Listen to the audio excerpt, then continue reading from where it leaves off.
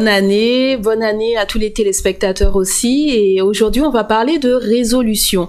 Alors, c'est vrai que 2017 a commencé et avec son lot de bonnes résolutions. Alors, moi, j'ai une question pour vous.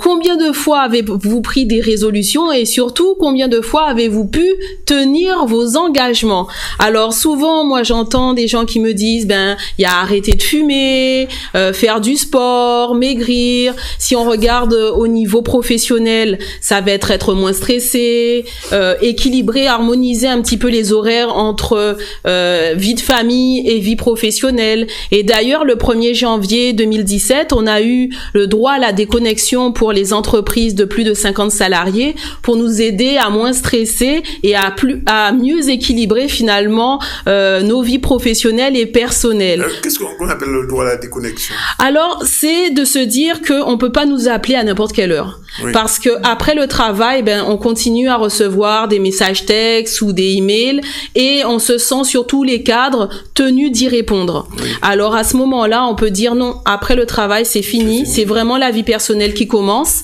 Et là, effectivement, je peux commencer ma vie avec mes enfants, prendre soin de ma famille, etc. D'accord. Et c'est souvent pas le cas. Oui. C'est souvent pas le cas. C'est acté désormais.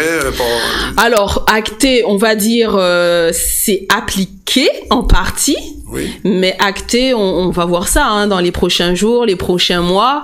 Mais je vous dirais déjà, selon une étude qui a été menée en 2010 par le professeur Wiseman, ça va être pas évident justement d'acter ça et de faire en sorte que les entreprises et les salariés et puis monsieur et madame tout le monde suivent leurs bonnes résolutions. Alors, c'est ce qu'on va voir aujourd'hui. On va se poser la question un petit peu comment faire pour que ça marche. Oui, pour que ça marche. Parce qu'en général, on prend des bonnes résolutions. Alors, est-ce qu'il faut en prendre ou ne pas en prendre? Alors, moi, je dis toujours, il faut pas attendre un début d'année pour commencer à prendre des résolutions. Oui. Parce que souvent, on se met trop la pression en se disant, le 1er janvier, je commence.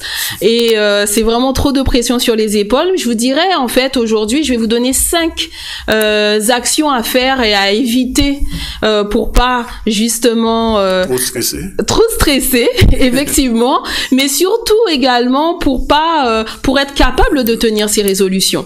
Alors la première, c'est d'essayer de ne pas en faire trop, parce que souvent on commence sur les chapeaux de roue avec énormément de choses. Alors on a une liste de résolutions qui commence ici puis qui finit là. Moi je vous dirais, réduisez votre liste de résolution et si vous pouvez vous en tenir à 1 ou 3 maximum, ça serait mieux que d'avoir vraiment une liste trop longue qui vous démotive. La deuxième chose également que je vais vous conseiller, c'est ne rendez pas les choses trop dures, parce qu'effectivement, si on a l'impression de devoir monter l'Everest, c'est-à-dire la plus grosse montagne du monde, plus haute montagne au monde, juste à commencer un projet, effectivement, on va procrastiner, c'est-à-dire remettre les choses à plus tard, et puis on n'aura plus envie. Ça nous paraîtra trop dur, et donc dès la première semaine, je pense qu'on va laisser ça. Donc on a également en 3e action à éviter, ne soyez pas vague. Souvent on a des résolutions mais elles sont trop vagues. Alors moi je vous dirais, changez-les en objectifs SMART. Alors SMART. Non, SMART pour spécifique, mesurable, atteignable, orienté résultat et défini en temps. Donc là également, ça vous permettra vraiment d'atteindre vos objectifs. Et puis 5e, ne soyez pas trop rigide, parce que souvent on se dit ah oui, il faut que 5 fois par semaine je me mette par exemple à courir, alors qu'avant on courait pas du tout. Donc là, soyez un petit peu flexible et tendre avec vous-même, et puis évaluez les choses vraiment à leur juste mesure. Est-ce qu'il y a une stratégie pour justement atteindre ces objectifs? Bien sûr. J'en ai parlé tantôt. On a SMART. Alors, je vais vous expliquer un petit peu qu'est-ce que ça veut dire. Spécifique. Alors, je donne un exemple. Lorsqu'on est pas spécifique, ça va être je veux payer mes dettes. Donc là, on n'est pas spécifique. Mais lorsqu'on va être spécifique, ça va être je vais payer mes dettes d'études de 10 000 € avec mes cartes de crédit.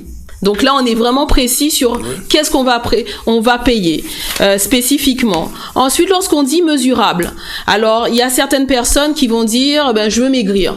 Bon. Moi, je maigre de 10 kilos. Par exemple. Voilà, mais voilà. Alors quand c'est mesurable, il faut être précis. Alors on peut dire je veux m'affiner de 10 kilos en perdant 5 cm de tour de taille en courant 3 fois par semaine. D'accord. Donc là, on a mis des chiffres et là, c'est vraiment précis. Donc ça fait la différence. Donc on peut continuer un petit peu comme ça.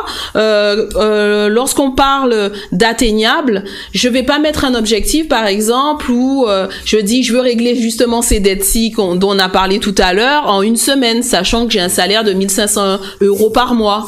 Là, on va se dire, je vais m'organiser pour que pendant 3 ans, en payant à raison de 300 € par mois, je puisse payer toutes mes dettes, par exemple. Ça peut être quelque chose comme ça. Orienter résultat également. Donc, se dire, si on repart de la prise de poids et la perte de poids, on peut dire, rentrer dans mon pantalon préféré. Par exemple. Et définir en temps, donner vraiment une date précise à laquelle, on veut voir le résultat. D'accord. Donc ça, c'est des petites choses à faire. Et puis, nous avons également, par exemple, comme deuxième stratégie, d'équilibrer. Parce que souvent, lorsqu'on a des résolutions, on va mettre nos résolutions que dans une catégorie de notre vie. Je dis ça pourquoi? Parce que dans la vie, on peut dire qu'on peut, on peut diviser notre vie en vie professionnelle, vie personnelle, la santé, tout ce qui est communautaire, la spiritualité, etc. Donc, si vous avez toutes vos résolutions au niveau de la vie professionnelle, à un moment donné, vous allez avoir un déséquilibre au niveau de votre vie personnelle. Et vous ne voulez pas ça parce qu'il y aura un manque et vous allez mal le vivre. Il faut équilibrer. Il faut équilibrer. Avoir peut-être une résolution pour la vie professionnelle, une résolution pour celle qui est personnelle, la spiritualité, le sport, la santé, etc. Donc, équilibrer dans les différentes catégories de votre vie. Puis, également, comme troisième stratégie, alors aujourd'hui, je vous gâte, je vous donne plein de stratégies, vous voyez ça. Oui. N'avancez pas à l'aveugle. Alors, je dis ça pourquoi? Parce qu'on se dit, ok, j'ai ma résolution, mais je vois pas où je vais. Alors, mettez des petits indicateurs de progression. Ça va vous encourager, ça va vous permettre aussi de vous motiver tout le long. Et si vous perdez votre motivation, bien évidemment, vous pouvez m'appeler, je suis là pour ça. À quel numéro? Quel numéro? 0590 47 30 19. Pas de stage prévu ces jours-ci? Pas de stage prévu, on va commencer en mars, mais c'est sûr que je vous préviendrai à ce moment-là. On aura l'occasion d'y revenir. Merci Myriel.